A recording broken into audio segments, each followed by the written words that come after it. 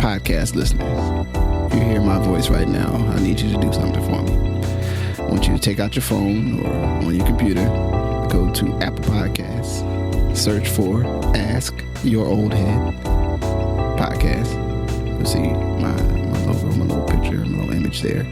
Find the show. Please rate and write a review. It's a small thing, but it helps others find this work and find what I'm doing here. And it really, really matters, as small as that may seem. So if you could please do that before we get into the show, I would much appreciate it. Thank you for listening. Let's get into it. Peace. Peace. I'm Majestic. My brother, Justice Rajee. Man, so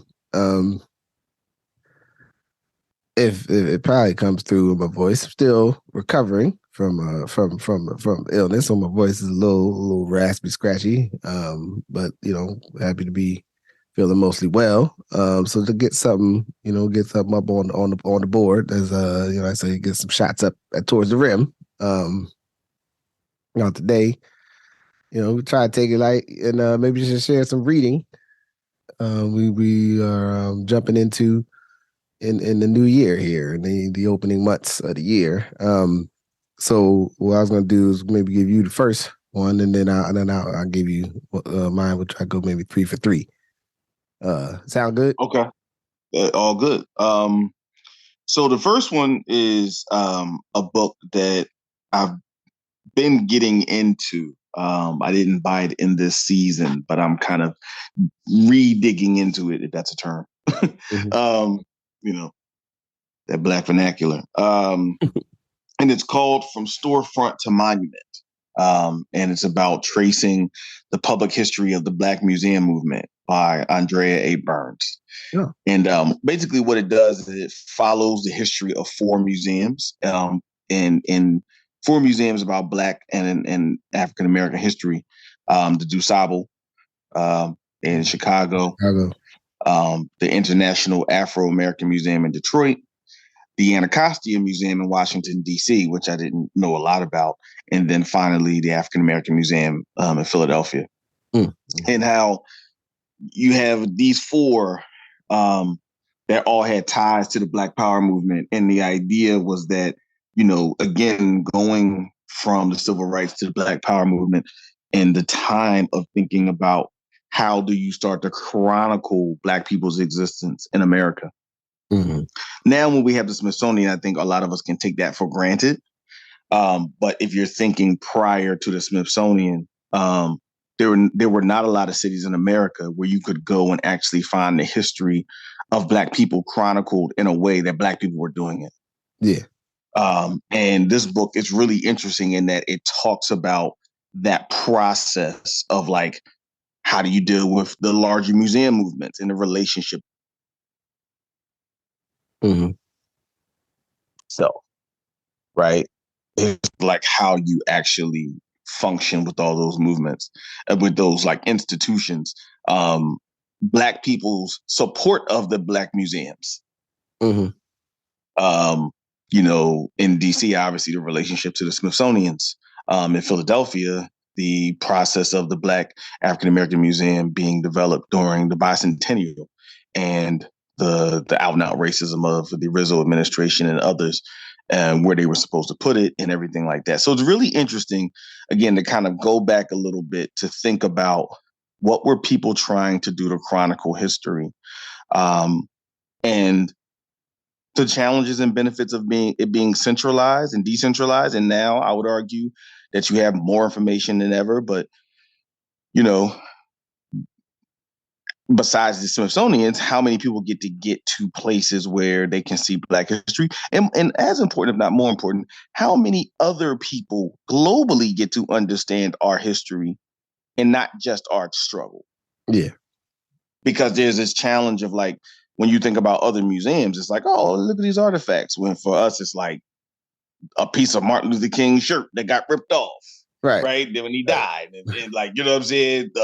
Malcolm X, Hashim Lee Shabazz is, bifocals. Like, you know what I mean? Like, Like, our history is more than that. And I think that, for people to be able to chronicle a people's history in a way from their lens that shows who they are in the entire spectrum kind of is important. So for all, for folks interested in kind of like, how the civil rights and Black power movements produced institutions, and even today, how those institutions are functioning, because the African American Museum at Philly in particular, now is moving to the other museums, because there was a lot of it was down like what was that? Yeah, so even Gallery? the history of that, like it was down by 8th Street and by Chinatown, Yeah. which was a debate because originally it was supposed to be put in Society Hill, which was a newly redeveloped area. But frankly, white folks didn't want Black folks down there. Mm-hmm. So they moved it over to a place that they eventually would put a jail and a shopping mall, right? And that had no context to the history of Black people in Philadelphia, where you should have put it in Society Hill or close to Mother Bethel AME Church. Mm-hmm. So again, even the placings of museums mean a lot. Yeah. And so this book kind of goes into it. So I would suggest it for people trying to look at some of the other pieces of how we were thinking about to institutionalize the self-awareness of Black people in America during that time. No. Oh. All right, so for my first one, and I make no promises of. I be trying to be happy. Is all I'm gonna say. So I had the opportunity to go to New Orleans for the first time at the start of the year, and during that, took a tour with a sister. Shout out to all about that tour. I mean, she says it was. I say Michaela. If I mispronounce it, I'll fix it later. Was really good sister and gave a great tour. But really speaking to, as anything, sometimes when I go places, especially for the first time, I do like to try to get somebody to tell me stuff about what's happening. I can go read about the ones I understand the history of New Orleans as a cities that predate America, so to speak. In America, so they're not. And I will say real quickly, I think that's important because we can have a very short-sighted understanding of how America comes to be as identified by the North and South in states and shit versus like different forces, whether it be obviously the native populations who were there, the battles they had with themselves, the battles they had with the French, the Spanish, you know what I mean? So I think to your point, it's important for us to have this thing of like, there were people here doing stuff before this idea of you coming to get out this idea of a country. Yeah. Yeah. And so to close out the tour that took us up Bayou Road, and there's like a string of Black businesses there. And a part even her intent was, when people take the tour to get them, away from the French Quarter and actually, touch base with some local Black folks. So within that, there was a local community bookstore and book center, and like, center kind of for reading and writing and related literary arts, which, is like putting me and the kid in the candy store. It was books that I might not have seen before. So I'm perusing the shelves, and I come across The Delectable Negro, Human Consumption and Homoeroticism Within U.S. Slave Culture by Vincent Woodard. My understanding is Vincent, his brother, and he actually passed. I don't remember the particular, I don't know if in the forward it doesn't speak to, I think he had cancer or something of that nature, but he died young, but this was the work he was working on as a PhD or working towards his PhD. No, he wasn't. He was a professor, so he'd already had his PhD. And it was such a. I've only just kind of started to get into it, but when I picked up the book, it like walked around the store and was talking to the sister that took us on the tour, and the sister, Miss Jenny, shout out to Miss Jenny, who's sort of the proprietor or like holds down the square at the shop. they both gave me the like, oh yeah, you should read that, but give yourself some air. So that Right. for us, I obviously picked it up because run away from rigor in on this podcast. However, my intent is to slowly walk through sections of it because I these are all aspects.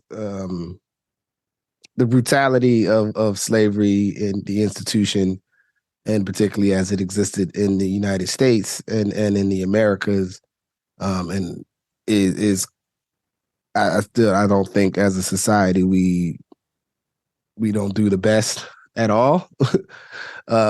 And it's people who I think are far too comfortable to go like, well, it's just in the past and we don't need to talk about it. And in this particular aspect of it, in terms of the consumption of people, I mean, literally, but also the figurative nature of it, particularly as it related, to Black men, it is pretty, heavy, and there's a lot there. So my intent is to walk through this, hopefully make some decent headway in the next month and see how, if it's a little too much to be able to take a break. But yeah, as a subject matter and someone actually taking time to like really put together something, this was, as always, I have a rule. If I see something I've never seen before, I tend to go, yeah, I should try to pick that up so that I have access to that to read it, because it's so many things that it's hard to get access to even read about us, and particularly those things that are worked on by scholars from our community. So yeah, but that's the first one on my list. I will try to be more happy the rest of it. Yeah, that obviously. It's just funny. You be like, yeah, let me lay this shit down. It's cannibalism. Like damn slavery. I mean, so what? We built about it a minute before. And one of the things I do think we have to, as a community in a country, take into consideration, and this is not just for chattel slavery, but because I think also we should take into consideration when we're looking at the conditions of the relations or lack thereof, power relations or lack thereof between Native nations and the state apparatus of the United States. That these things, 1865, and that's it, depending if you want to frame it like that, we're only talking about, 158 years. In the span of human existence, that's a blip. Yeah. Right? In the span of human existence, what happened to people and then what happened 158 years later, they largely were still feeling the impacts of what happened to them. So if they had something that was happening to them for hundreds of years prior, and then being 158 years out of the thing that was impacting you for 200 years, you should not expect it not to still have an impact. Yeah. And the idea that we don't want to talk about it is doing a disservice to history, doing a disservice to rigor, and doing a disservice to the idea of its multiple of impacts. And that, again, that is to say nothing of, what happened in Reconstruction. We know the horrors, the white codes, Jim Crow, what happened post-Reconstruction, sharecropping, which was slavery by any other means but just the legal connotation, state-sponsored violence, right? In a very clear form prior. We still have some today. But, I just think, to your point, I think it's important for us to still kind of not downplay the scale and impacts of that trauma. So let me give my second book. There's a couple writers that I read in the kind of social media platform space, and there's a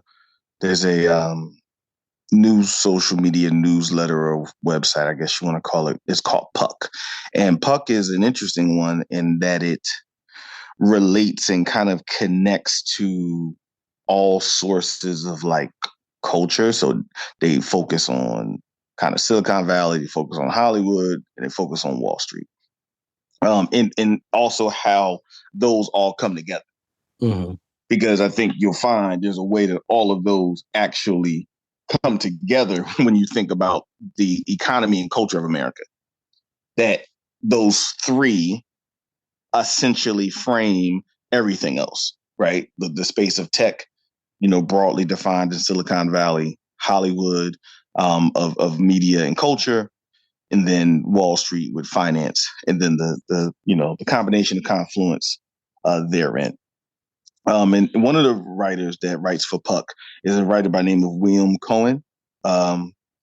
And he's been known for doing a lot of deep writing in regard to the history of companies and the history and the rise and fall of companies. And so he's had a lot of books that focused on Goldman Sachs, the history of, JP Morgan and others.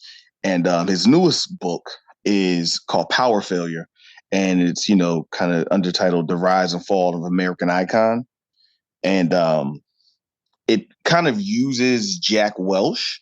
And for those who may not be aware, Jack Welch was kind of like the way we look at the tech entrepreneurs of today, if you want to call some of them that, like Elon Musk and others.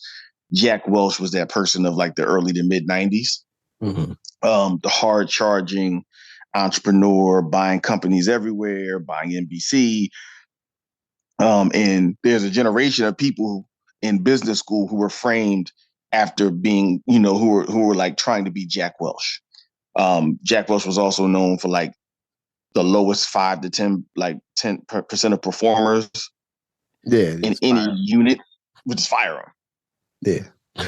Right. Like just fire, just get rid of them. Right. And, it's an interesting kind of history. And for me, it connected because I used to, way back when we used to teach entrepreneurship, Jack Welch was kind of held up along with entrepreneurs as like, hey, man, if you keep doing this stuff, you could buy companies. One day you could be Jack Welch. And it's kind of like, I don't ever want to be Jack Welch. It's kind of one of those things of like, you might want to take a look at everything and put it in consideration before you want to be this person. Because like most things in American capitalism, it was kind of a precipitous fall for GE and things like that. But it really is talking about like the fall of the idea of General Electric, and goes back to Edison. It goes back to the other companies that were pre-existing Edison. Mm-hmm. That is also important to recall. Like Edison wasn't the only person thinking about trying to get light places. Right. There were other people doing that. Like, again, American history can make us think like there was only one person thinking of anything at one time. Yeah. And history does not record life being like that. And so for me, in my current work, but then also just to understand American capitalism, it's very difficult to start with. It can be problematic just to start with like the slave ships, so to speak.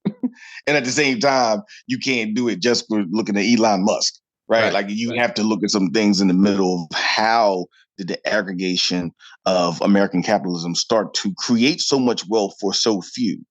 How did it happen? Who did it happen with? And also one thing you learn in that is like, it was never just an American thing.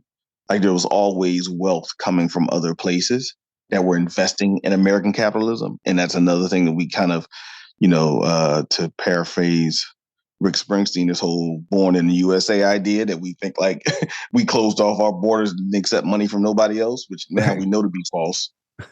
Right. Since China and Japan own like half of San Francisco and, bonds on 30% of the shit in this country. Yeah.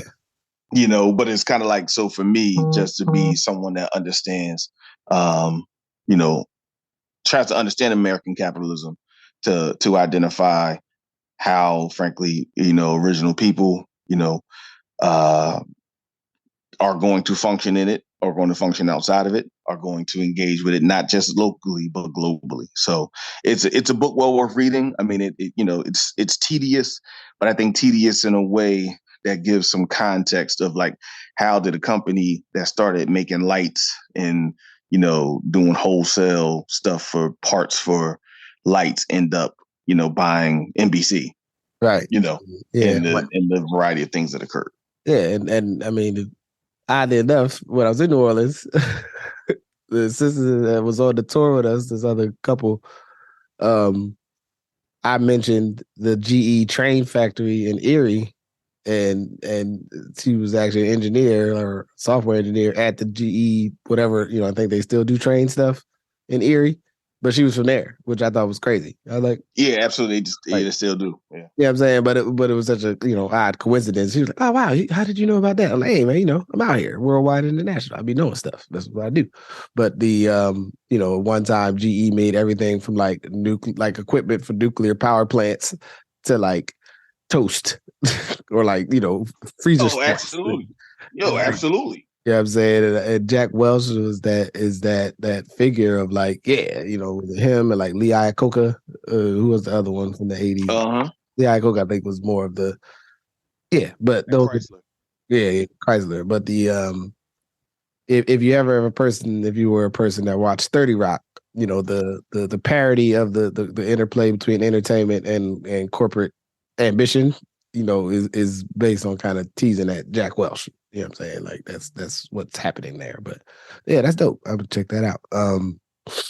So from the second one, and I don't know a lot about this, but the context of it is what's important. So, I be trying to I guess encounter to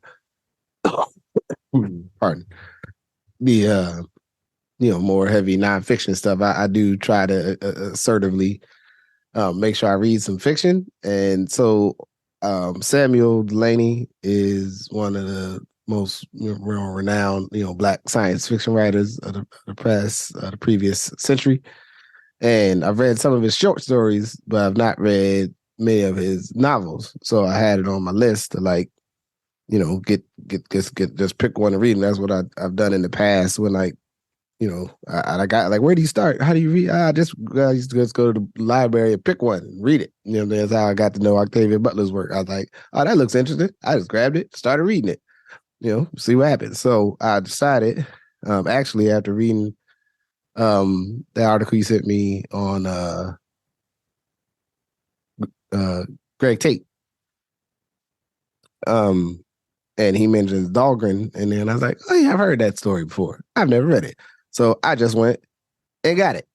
And so that's one of the, I'm actually trying to knock that out this week, just as some,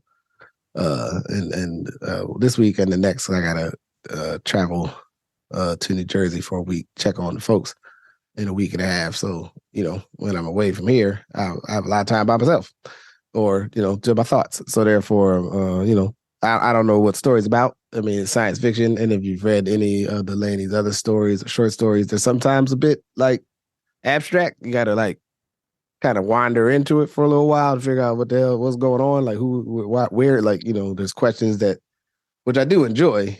He doesn't like some of the stories that I've read don't answer like, is this on Earth? Like, is this happening? Where is this happening? And sometimes, I think it's good as a reading as a voyage to read something and be uncomfortable, but keep going or be unsure and keep going. So, so that's on my list. I don't have any other details, but I'd be happy to tell. No, one thing is helpful. One thing, and thank you for that. One thing, and I have been working on reading more fiction as well.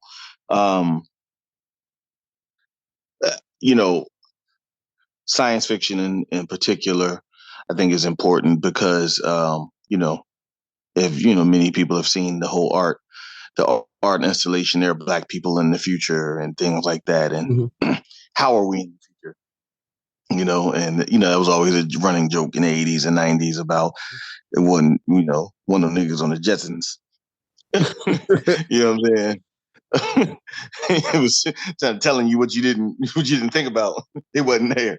But I do think that is important, and I'm going to use it as a way to plug in.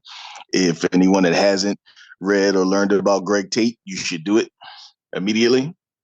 If you should go get Fly Boy and the Buttermilk, Again, I think that those writings of the 80s are important because we can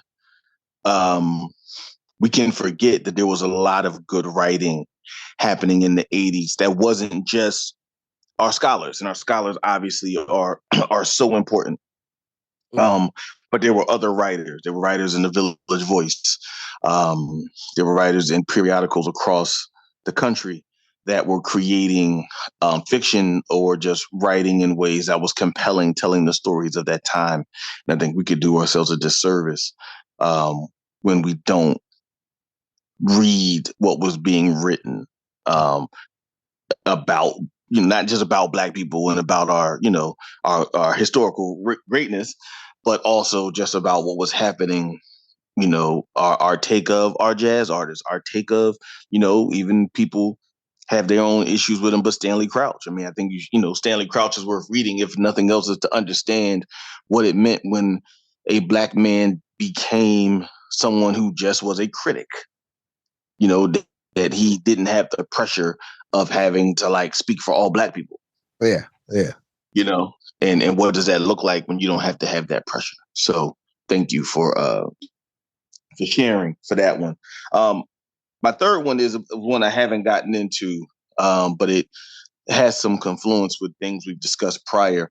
It's the Boss of Black Brooklyn, The Life and Times of Bertram Baker. Yeah, I copped it. Man, got it as well.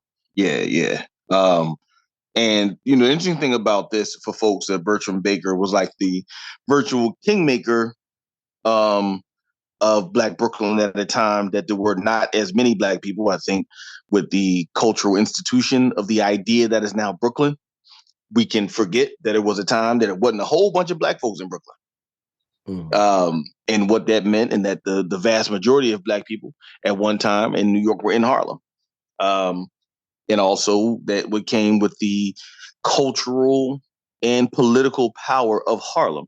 It goes without saying, of the Cultural Renaissance and things like the Apollo Theater and the Schomburg. And if you think about, for example, a law school in Mecca, if you think about Temple Number 7, you think about Abyssinian Baptist Church, you end up seeing that Harlem becomes this cultural capital. But at the same time, starting in like the 30s and 40s, you start to see a huge influx of West Indians leaving their native islands, coming to Brooklyn. I mean, there were already a lot of folks in Harlem, which is a conversation we discussed kind of around the end of the year, of this idea that like all Black folks in America didn't just come from the South. Right. That we have to like we have to debunk that notion. But that, specifically in places like Brooklyn, you see a lot of West Indians leaving those smaller countries and smaller locales and coming to New York in droves, and then some of the power being shifted over to Brooklyn just because of the population shift, and how Bertram Baker navigated that with the, Brooklyn political machine. And so now when we look in, you see Hakeem Jeffries and Charles Schumer, you see ostensibly, other than the president, the two probably most powerful people in the United States government are from Brooklyn. Obviously, Charles Schumer is Jewish from Brooklyn, but Hakeem Jeffries being from Central Brooklyn, and the history of that, and even the we think about the Gang of Four, and the Gang of Four were four powerful Black electeds or influencers in Harlem during the 60s and 70s and everything like that. And then now you look at the Black political power in New York, and it's in Brooklyn and Queens, right? In Southeast Queens. So it's good for us to understand our migration patterns, because there's also this idea of every time we leave a place, it's always because we're being pushed out. And also history does not record that, right? Like people choose to go places, right? Like Black people have choice and advocacy, and, the ability to make decisions of where they want to be. So even the shift of political power to Brooklyn and Queens in New York, I think is a fascinating one. that plays itself out in a lot of major cities, frankly, either, to other places in the city or to places in the suburbs, you know what I mean, where you see the power of that happening. So I would say the book is good. And one more thing I'll say about it is also Bertram Baker. One thing we've talked about, he also led for 30 years. He led the ATA, and that's the American Tennis Association, and that's the Black Tennis Association that folks may not know. For a long time, Black folks couldn't play in the USTA. Yep. The United States Tennis Association. So we had to have our own tennis association, and it still is up and running and has tournaments all across the country. And one of the things he did is negotiated with white tennis administrators so that Althea Gibson, from Newark, New Jersey, could be able to play in tournaments, right? So there's a lot of people who historically go nameless, but had huge impacts on what we see. Yeah. And so this book is, like I said, I've got a little bit into it, but just my broader interest in the history of Black folks and what it means for us in a kind of an urban context and what it means around our institutions is definitely worth checking out. Dope. So my last one, actually, I guess it would be more fun. And my other affliction as a person that likes books is that I get books and I don't have time to always read them when I get them, but I got them. You know what I'm saying? So, and I think I might have mentioned grabbing this a ways back, but franchise, The Golden Arches in Black America by Marsha Chaitlin. Okay. And it's basically about sort of some of the history of, the McDonald's Black franchise owners, you know what I mean? And going back to, I want to say back to the 60s.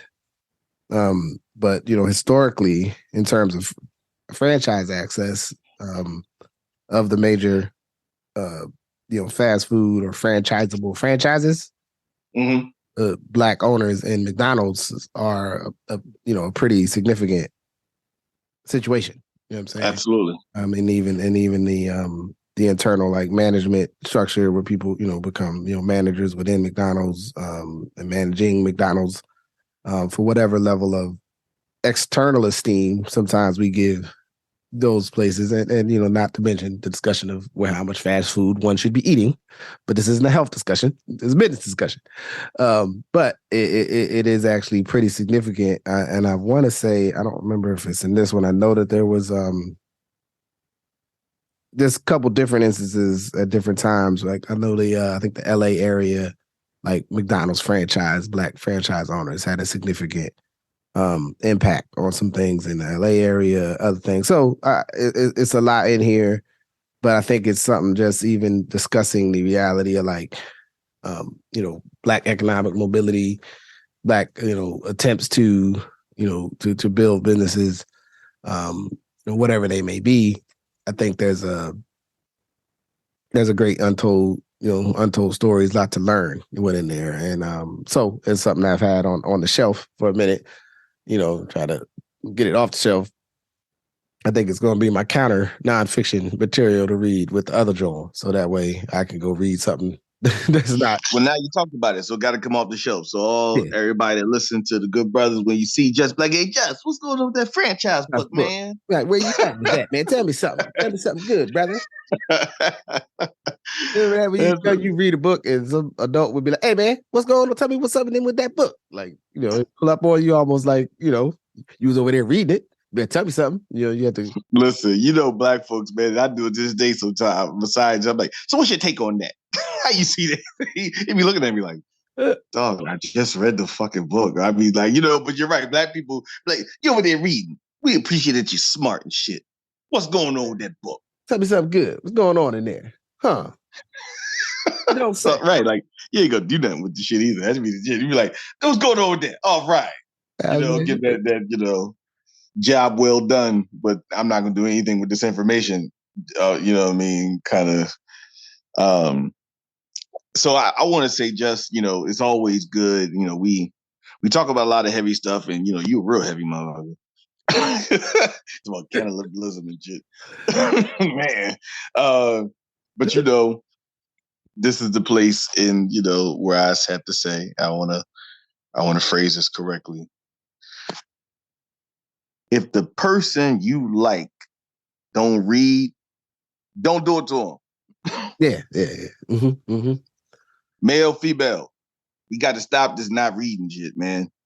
Like this being okay with like in our community to not read. I'm not talking about, this is not an elitist, you got to have a library. I'm not talking about that because it could be various forms of how you receive information.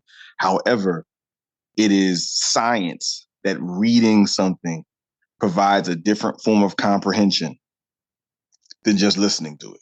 Yeah. Like that's not, I didn't make that up. Y'all can, you would say, Judge, you can go check on that. Yeah. Like you got to read. Right. And so we have to be very careful to send the message and to say nothing of the variety of scholars who did so much in reading when it was so much more difficult to get information. This is not a tearjerker or a pressure maker, but just to say, if that person ain't in the reading, give them a little bump. Hey, listen, man. Absolutely. Yeah, I mean, we this is a pro reading household. You know what I'm saying? We advocate reading at all times. And, you ain't got to read all the same. Yeah, I ain't going to make you read. I ain't going to make you read. I ain't going to pick it for you. But read stuff. You know what I'm saying? Read a book, pick up something. If as I used to tell people all the time, read to your kids every day. Especially if you got young kids, so they get old enough that they be like, look, I'm going to my room by myself. I don't want you in here right now. Like, all right, we're going in there then. You know what I'm saying? Do your own thing. And read it. Right. But read, you gonna read some books. You know what I'm saying? You're gonna tell me you ain't reading those books, but absolutely. Yeah. I think a lot of stuff shakes out because people, you can tell somebody like, oh, you ain't really read nothing about that. You just talking about it. That's cool. That's all right. You know what I'm saying? I appreciate your contribution to the conversation. But what you going? But I really don't. Because you didn't read, because you don't have no fucking context, dog. Like, no, like, listen, I'm gonna pull you here. I really don't. You ain't read nothing about this shit, or you don't handle source material. I really don't appreciate what you got to say about it, because what is it based on? Right. Like, but that's how you start getting to like conspiracy theorists. And all conspiracies aren't wrong, so don't get me wrong here. But however, it can get unfounded when you haven't had the source material. You can't get to the book. You can't get to the origin of it. Like, is it true or not? Have you cross-referenced it? Right. Yeah. And that's a rigor that I'm going to say Black folks expected from each other for a long time, that we have to be careful that we lose in this time of having access to more information. Absolutely. So, with that, until next time, that's all I got. You know what I'm saying? Be safe. You know what I'm saying? Don't put your hand in no chicken grease, and lay off the brown water maybe if you went a little hard for New Year's. I know it's almost the end of the month, but I'm saying some people probably need to hear that. You know what I'm saying? If you can't get dry, at least get damp. That's what. If you ain't having a dry January, at least you get a damp January, Jack. Try not to have a wet January. You know what I mean? Do what you can. Straight up. So with that, I say peace. Peace. Thank you for listening to Good Brothers. Thank you to my good brother, Majestic. Good Brothers is a part of the Ask Your Oldhead podcast, and it's a regular conversation with my good brother. And thank you for listening. You can support the podcast by listening, sharing, and rating and subscribing wherever you listen. That is the most important thing. After that, if you want to do more, you want to do other, you can search Justice Rajee on Patreon and become a patron and make a regular monthly contribution to the podcast. But also, and I guess I should be better at this, but hey, there are new versions of the Art to Culture sweatshirt available on the Etsy shop, soon to be available directly on AskYourOldhead.com. So if you want to wait till I do that, which will make the sales experience a little more dynamic. But in any event, please support in any way that works for you. And even if just listening works for you, that's peace. So no pressure. Appreciate you, and more to come. Peace.